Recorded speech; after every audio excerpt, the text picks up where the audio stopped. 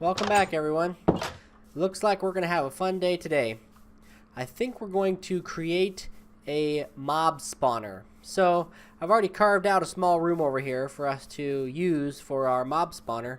This will just be a first one that we get into to hopefully help us out. I'm going to use some of the components that are found in the mob spawner mod.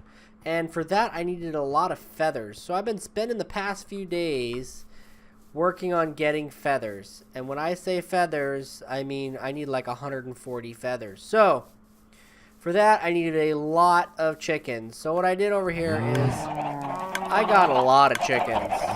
So in this episode, fair warning, chickens are not going to survive this episode. Parental discretion advised. So we'll get into that when we get into needing the feathers for the recipes that are going to be required to be able to make those fans that we're going to need. Now, I've already got some of the components ready. I got my punji sticks, which will actually be doing the actual killing of the mobs. I won't actually need the grinder itself. It is a nice additive, but I don't have the diamonds to spare for that right now. So we're going to go with what we have to be able to make it work. So I also have a couple hoppers and a small storage crate and some of those vector plates to be able to push those mobs around once we get them into where we want them. So we'll put all this together and we'll be able to make quite the mob spawner today. I think it'll at least get us started for us being able to have the mob loot, especially the ender pearls that we're really hurting for right now. And I could even use bones right now to help us out. So what we want to do to get us started is after I carved out this room, I took stock of how many vector plates I would need to be able to make this build possible, because I'm going to put 3 fans in here. And the fans are going to push a total of 10 blocks. So you got 1, 2, 3, 4, 5, 6, 7, 8, 9, 10. So from here, we need to have vector plates pushing our mobs into our punji sticks, so that the loot will drop into the hoppers and then be pushed over to where we're going to land the crate. So what we'll do is first we'll lay down these vector plates to give us an idea of where we're going to be pushing the mobs. So the first ones here we're actually going to put outward like so that the mobs aren't standing against the wall even though they're being pushed this direction. So like that. And then these ones over here on the sides, we're going to push towards the center. Okay? So we'll just go like so, and it just allows, it just pushes us along as we place these plates, which is pretty doggone convenient. See how easy that works? So we'll have, you know, the single row pointing away from the wall, and then we're going to have 5 rows pointing towards the center. Just like so. So no matter where they get pushed into this group, they're always going to end up at that center. And I found out that unlike the sky blocks, they do not spawn on the vector plates. They actually will not spawn on vector plates. That was another part of my testing. So what we're going to do here is finish this out. And then we'll finish the other side and then our centerpiece. And we should be done. So they'll spawn in the back, or at least that's the hope anyway. Whoops, they pushed me along pretty good on that one. There we go. And you don't even need the faster vector plates. It isn't really necessary for this part. So we'll just use the easiest ones to make. And the nice thing about these vector plates, when you're actually making them, is sugar can come from the sugar cane, which is super easy. And then you've got your iron ingots, and you just got some chiseled stone, which is pretty easy to come by. So the next thing that you really gotta think about is what kind of slime ball you're gonna use. Now for me, I chose the rice slime ball because I'm growing plenty of rice. I'm using it for paper already. I'm using it for food already. So it's pretty easy for me to take a bucket of water and rice dough to be able to make all the rice I need for this. Okay? It's an easy recipe for anybody. So when you're going to build yours, that's all you really need to use and do to make it work. So let's see here. Let's add in our last part for this direction, which will just push them like so. So, also, good thing to know is you hold down shift while on the vector plates, you're not going to move. Makes it super easy to walk around and be able to still work within the environment of the vector plates without being pushed around by them. So let's get our hopper out here and our sticks. Make sure you do your sticks last. It will be painful if you don't. They always create a problem. So what you're going to do is shift click, so your hoppers are pushing into each other. And then, I forgot I need some cobblestone here. So, place up our blocks here. 3 high, because I want to strike that Enderman at the top, because he takes extra damage anyway. So then, it's pretty much done, aside from the fans. So what I'm going to do is, I'm going to go start getting prepared to get the fans, and I'm going to sleep through the night, and then I'll be back. So, the night has come to an end, and the rain has stopped, thankfully. So what we're going to do here is, we're going to go over here on a mass murdering spree and finish off these chickens so we can get all the feathers we need to make the final components for this, for these fans. Because it's all the upgrades that are going to kill us to be able to get this. So we just need to have all these feathers. It's like 140 feathers or something crazy like that. It is a lot of feathers. I need to find a better way to set this up. I'll probably end up making some sort of mob grinding farm, or I should say a farm animal farm. But this is a lot easier to be able to collect and get all these feathers.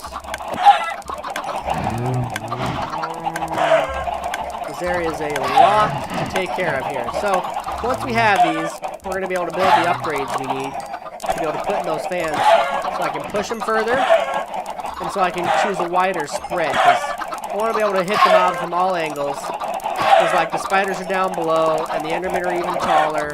You just want to have the greatest range possible to be able to get them. There is so many chickens. I may have overdone it. What do you guys think? Leave a comment down below if I overdid it, because I think I overdid it. There we go. It's unfortunate, but I'll figure out how I can strike multiple at a time. If I should find a different weapon to be able to do that. But we're eventually going to whittle them down.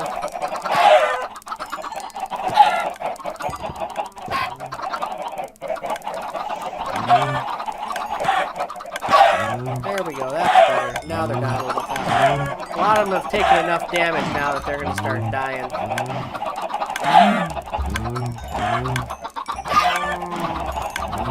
Poor chickens. I feel bad. But chickens were raised for a purpose, and we use them for that purpose. So that's what we got to go with. Can't let it tug at the heartstrings. They're just chickens. I also put lapis on this sword. I don't know if you can tell that from the bottom. So that I can attempt to get more feathers out of this. We had just enough lapis to get to that first level. So we got there all right.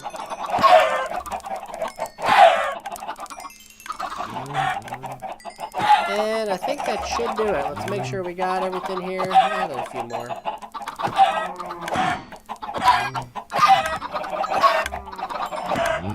Okay, there we go. I initially tried to run out in the woods and try to get enough chickens, but there is so many feathers that I need, and without that lapis, yeah, see now we got a significant number. Yeah, we're good. Let's get out of here. Your chickens survive for another day. I was also dispensing eggs to get the chickens out there, as you can see. That's how you grow your chickens. You gather the eggs and just keep growing them. So, let's head out over here. Let's put up some of the stuff we got. Got a ton of meat. Save that for recipes and whatnot.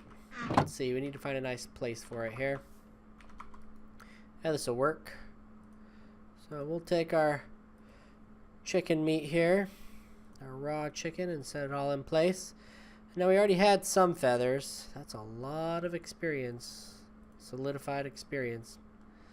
Well, it'll help us out. So we have all these feathers we need now. Let's see what else we're going to need to be able to make the fans and the upgrades for the fans. So we're going to need 3 blocks of redstone. We already saved some of that up. See? 1, 2, 3. Now we're good. Now let's see here. We're going to need plenty of iron and some slabs. We got plenty of slabs. Iron, iron, iron, iron. Yep, we're still good on iron. So take this and that. Now let's make our 3 of these. Boom. We have our mob fans. Now we need the upgrades for those mob fans. And they're pretty simple to come across. It's just going to be feathers and iron. I need to make sure I have enough iron here, because it will cost us a lot of iron, I think, to make these. Okay, so we need each of these to have 1. So that'll be a total of 3. 2, 3. Should do the trick. Same with these. Each of them will need to have 1.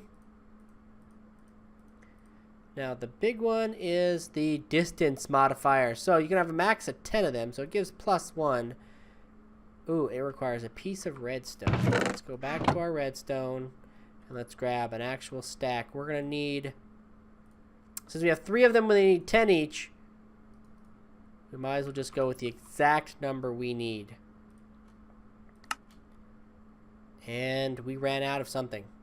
What did we run out of? Iron. We ran out of iron. So we need to grab more iron. It gets expensive, man. It gets expensive. Okay, let's try again.